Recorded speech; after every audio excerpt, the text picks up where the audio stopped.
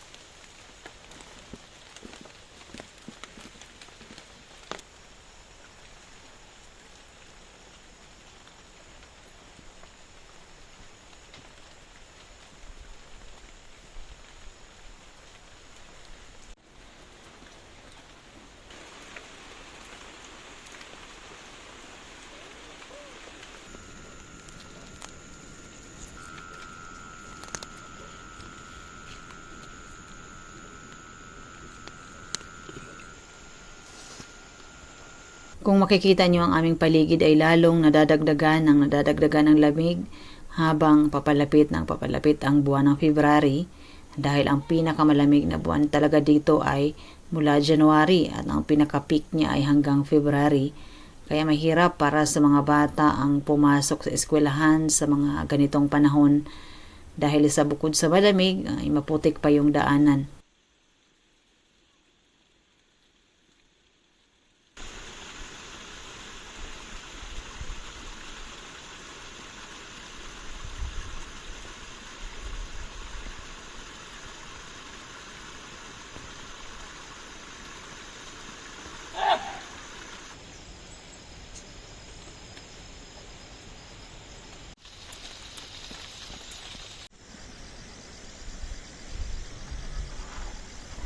Ito ay aming kapitbahay dito sa bukid at meron silang banga na nabasag na at syempre hindi na nila ginagamit. So itong mga banga na ito ay pinaglalagyan ito ng sugarcane wine noon. At ito yung aming gagamiting experiment kung gagana ba siya na paglutuan namin ng tinapay. Hiningi po namin ito sa may-ari kasi hindi naman na nila gagamitin. So hindi po namin basta-basta kinuha yan na wala pong paalam.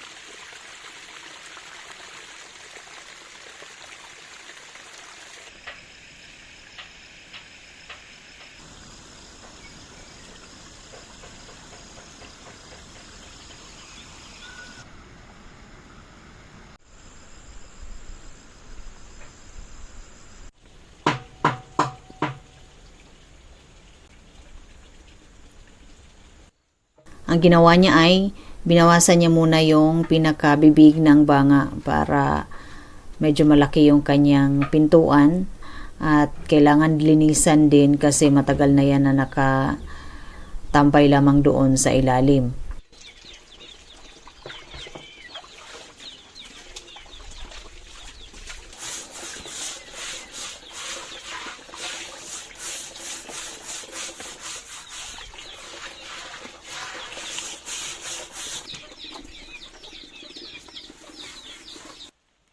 Pinag-isipan muna namin kung saan ba talaga nararapat ilapag ang banga na yan at diyan sa gilid ng malaking bato na isipan niya ang magandang pwesto dahil meron ng harang. So ito ilalagyan na lamang niya ng mga bato sa paligid at lalagyan na rin ng lupa.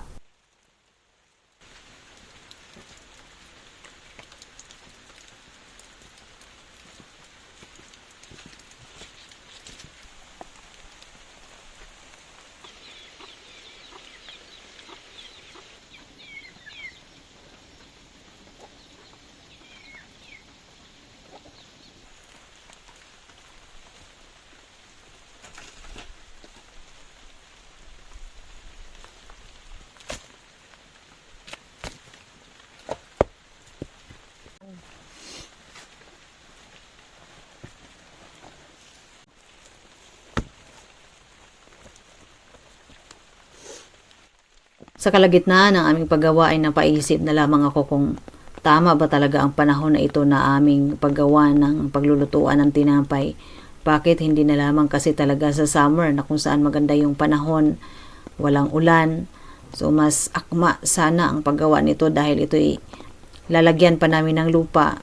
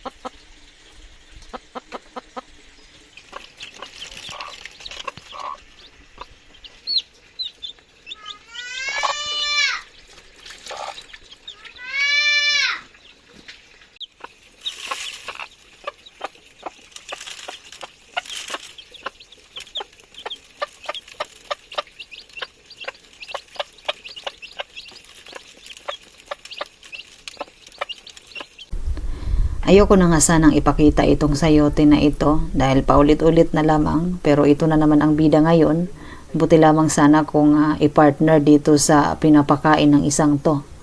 So, isa talaga sa pamamaraan para hindi ka mahirapang hulihin ang mga manok para pag magkatay madali-dali lang, kailangan sanayin mo silang kumakain sa iyong kamay para wala nang kahirap-hirap manghuli. Pero sa ngayon, hindi na muna pwedeng hulihin yun. Kailangan na munang padamihin para pag dumami na sila, pwedeng kahit alternate na ang pagkatay.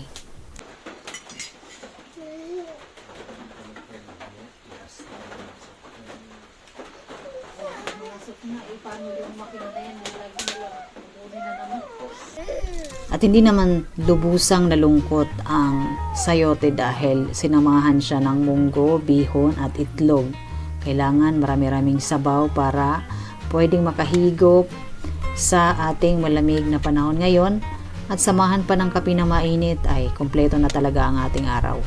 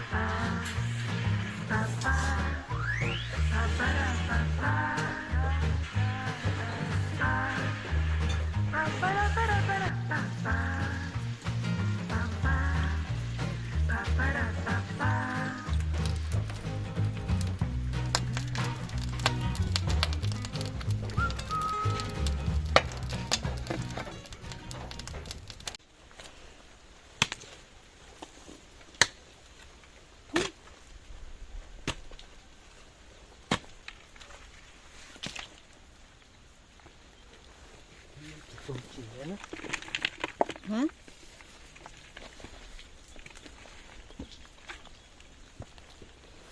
Para ito yung buga. Hindi na lang pilian. Habang kami ay nagdadampot ng lupa, ay napaisip na lamang talaga ako na bakit ba talaga yung aming imahinasyon ay napunta pa sa paggawa ng lutuan ng tinapay na hindi naman talaga akma sa panahon ngayon, na kailangan mainit para yung lupa na ididikit dun sa banga ay kailangan siyang matuyo. Ano pa nga bang magagawa namin kundi tapusin na lamang itong aming nasimulan kahit na ganyan ang panahon.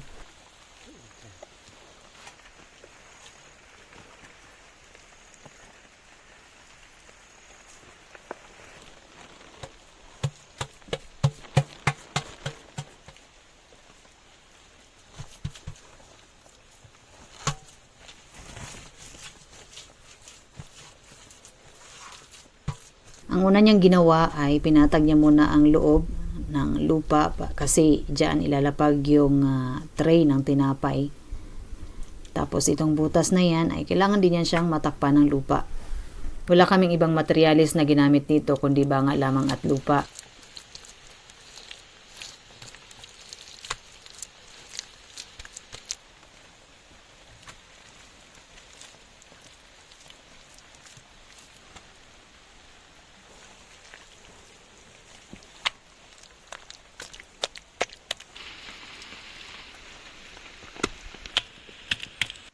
Matapos ang aming buong araw na paglalaro ay amin na muna itong tinakpan ng plastic dahil baka pagbalik namin kinabukasan ay linisin na ito ng ulan. Sayang naman yung aming pagod.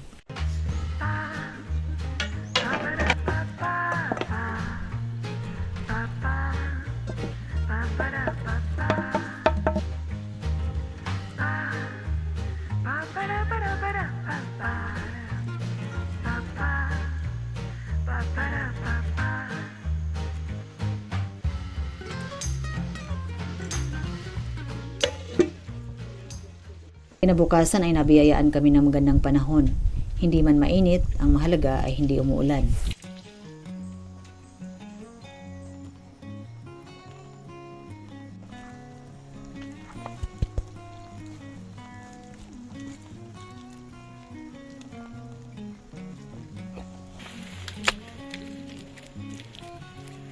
Pagkatapos mabuo, ay hindi na namin inantay na uminit pa para matuyo ang lupa. Inapuyan na agad namin ito para malaman agad kung makakain ba kami ng masarap na tinapay sa aming eksperimento na ito.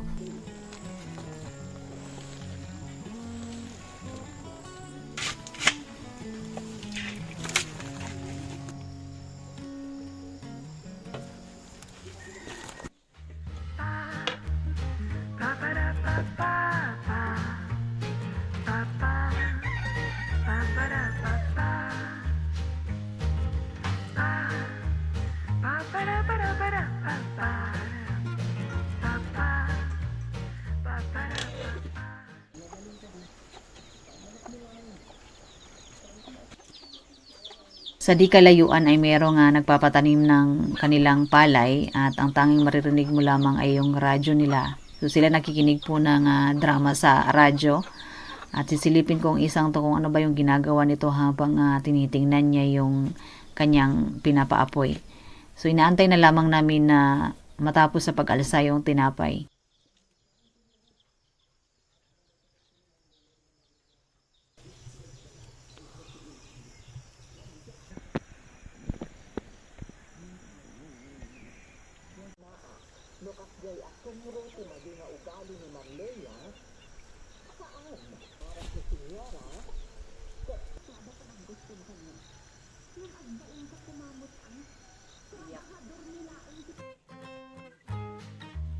Karelate po ba kayo ng pakikinig ng drama sa radyo?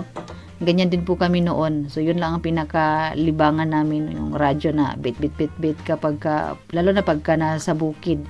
Kasi wala ka na mga kapitbahay, walang pagbata, wala kang kalaro. Kaya yung mga drama na iba naabangan sa radyo, yun na yung pinakalibangan mo, no? Yung may mga oras kasi yung mga drama na yan, para mga teleserye din ngayon sa TV.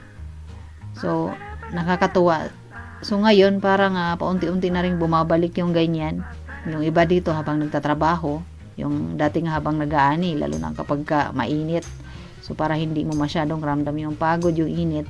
So yung iba, nakikita ko tumatawa habang nag-aani kasi nakikinig pala sila ng radyo.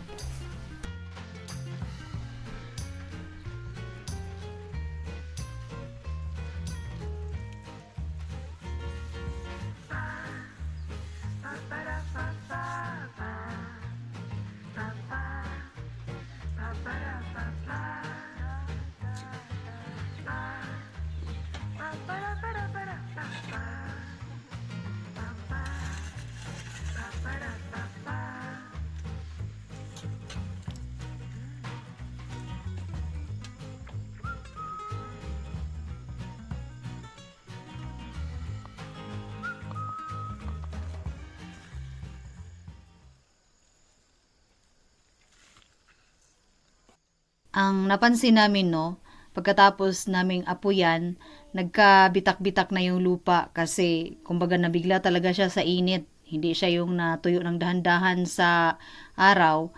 Tapos nung pagkasara na namin, unti-unti nang lumalabas yung init sa mga biyak-biyak niya. Kasi yung lupa na inilagay namin sa ibabaw ay hindi naman talaga ganun kakapal.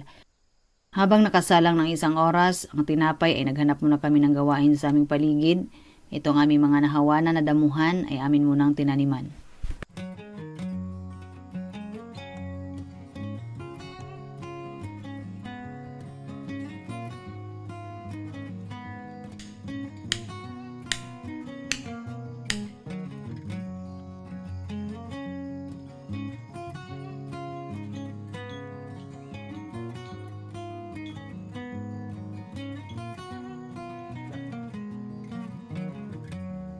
Pagkatapos ng isang oras ay amin ang binuksan at para sa akin 50-50 lamang talaga yung aking expectation kung maluluto ng maayos ang tinapay. At sa aming pagsilip ay ang kulay ay hindi masyadong nagbago. Medyo nag-brown lamang ng kaunti at ang aking hinawakan ay napakalambot pa talaga.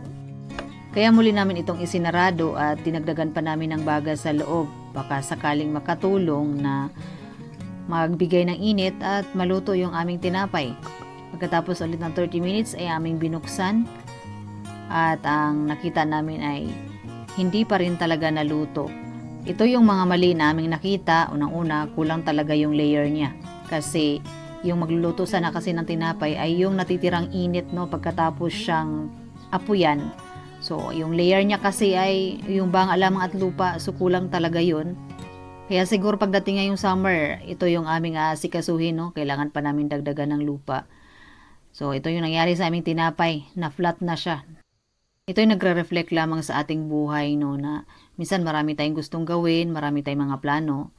At yung una at pangalawang pagkakataon ay lagi talagang may mga pagkakamali.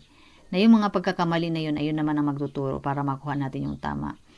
Tigit sa lahat, kailangan talaga natin ng guidance mula sa Panginoon, ano man ang plano natin sa buhay. Maraming salamat po, Native Kalinga.